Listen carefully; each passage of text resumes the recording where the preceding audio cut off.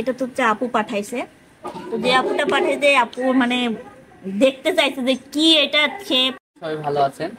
আমরা আজকে আবারও লতার কাছে এসেছি। আসলে অনেক দর্শক বলতেছেন যে লতার এত ভিডিও করা লাগবে কেন, আবার অনেক দর্শক বলছেন যে আমরা লতার একটু আপডেট জানতে চাই, কি অবস্থা, লতা কেমন আছে।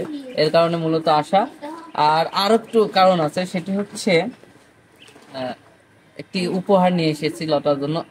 আমি দেখছি না, এটা হচ্ছে এক আপু গিফট করছে। সেটা যতই কম দামি হোক বেশি দামি হোক, গিফট গিফট।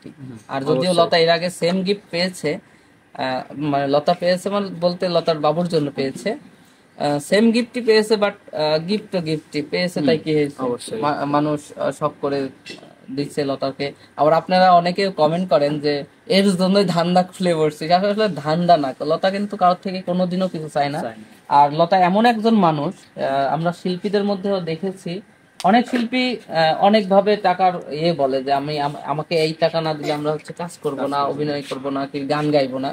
কিন্তু লতা আবার এমন একজন মানুষ যে ও বলে না যে আমাকে এই টাকা দেয়া লাগবে। গান গাওয়ার পরে যে যা খুশি হয়ে দেয় লতা তাই নাই, বলেও না কোনোদিন যে আমাকে এত কম টাকা দিলেন কে। আবার আবার এমনটা দেখা গেছে যে কেউ টাকা না দিয়ে চলে গেছে, লতা বলেও নাই যে টাকা দিল না। এই জন্যই আসলে লতার কাছে এত এত মিডিয়ার মানুষ আছে এবং এত ভালোবাসে লোকজন।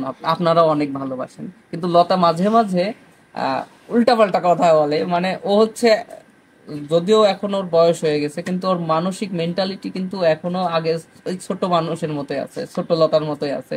কখন কি বলে ঠিক থাকে না। যাই হোক, আমরা একটু লতার সাথে কথা বলি। আমি বেশি কথা বলে ফেললাম, তারপরে গিফটটা দিচ্ছি। তো লতা কেমন আছো?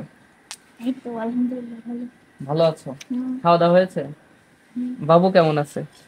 ভালো। যদিও সন্ধ্যা হয়ে যাচ্ছে, তোমাকে আমি বেশি লেট করাবো না। যাই হোক দর্শক, লতা ভালো আছে, আলিফ ভালো আছে, লতার বাবুও ভালো আছে। এখন আমরা গিফটটা দিয়ে চলে যাব। কি গিফট আছে আমি তো বলতে পারবো না, লতা খুলে লতাই বলুক দর্শকদের। দেখা যাক। না, এই ভিডিওটা দেখে না, কিন্তু অনেকেই চেনে না যে এটা ওই কি বলে। আমাদের এদিকে যে নাম বলে, মানে আমাদের গ্রাম অঞ্চলে যে ভাষাটা বলে, ছোট মানুষকে যখন দেয় তখন আমরা ওই নাম নাই বলি। ঠিক আছে, আপনারা নাই বললেন, আমি বলতেছি, সমস্যা নাই। তো আমি এটা দেখাই, এই যে দেখেন, এটা হচ্ছে বলে ছোট মানুষের চেনু ফল বলে, ঠিক আছে।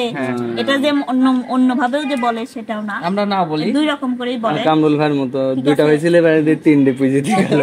ভাই বলে যে একটা কম ছিল। বাবু যখন হাঁটা শিখবে, একটু বড় হবে, তখন মাজাই দিয়ে দেয় আর কি, ঠিক আছে। এটা হলো সেই ফল। তো যে এটা তো হচ্ছে আপু পাঠাইছে। তো যে আপুটা পাঠাইছে, আপু মানে দেখতে চাইছে যে কি এটা, সে পাঠাইয়া দেখলো, ঠিক আছে। আপুকে অসংখ্য ধন্যবাদ। আমার ছেলের এর আগেও দিয়েছে সবাই, থ্যাংক ইউ আপুকে।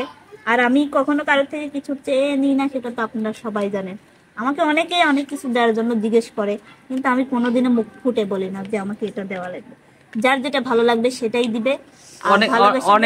অনেকে যে বলে তুমি ধান্দা খুলে বসছো, যে ওরা লেয়ার জন্য এই করতেছে, এই বিষয়ে যদি কিছু বলতে। যারা বলে তারা তো আমাকে দেয় না, তাই না? না, কারণ এটা হচ্ছে আমরাই নিয়ে এসেছিলাম, দুইজন সমালোচনা থাকবেই।